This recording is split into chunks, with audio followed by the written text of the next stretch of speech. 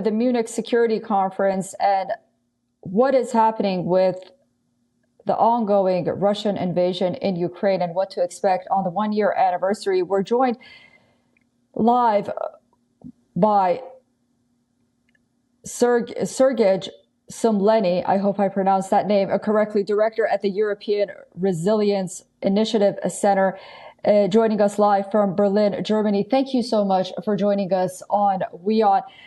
You have a very distinctive mission at the European Resilience Initiative Center, and you really focus on Ukraine at the moment. How do you see this situation moving forward 1 year on with this anticipated Russian offensive, this spring offensive on the part of Russia?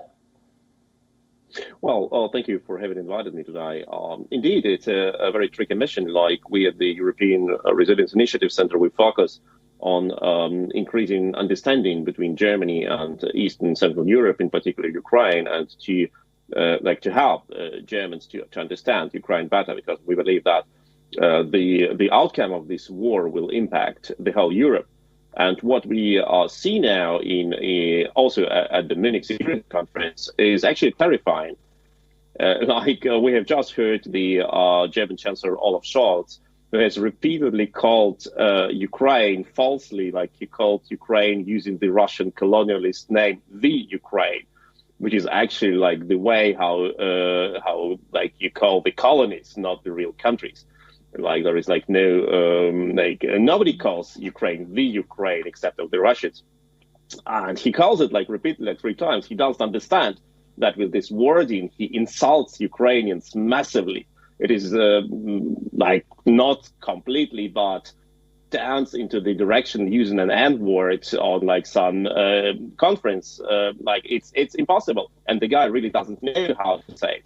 Well, that the West still is very hesitant regarding the support of Ukraine. We still have this very sick debate about like, should we provide Ukraine with the jets, how many tanks we should send, etc.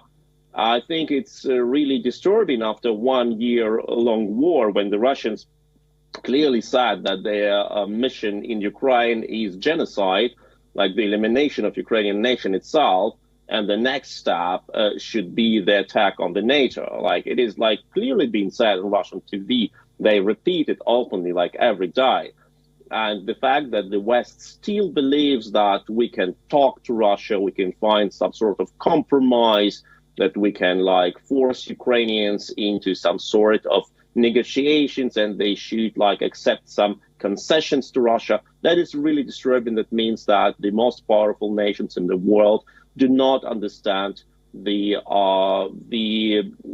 very basic threat which goes from this war and how serious this situation is. Well, we'll be watching closely, notably this security conference in Munich, and see what comes out of it. Looks like there is an alliance really being formed at this point. Sergej Sumlenny, thank you so much for joining us from Berlin, Germany, and we hope to speak to you soon. Thank you so much.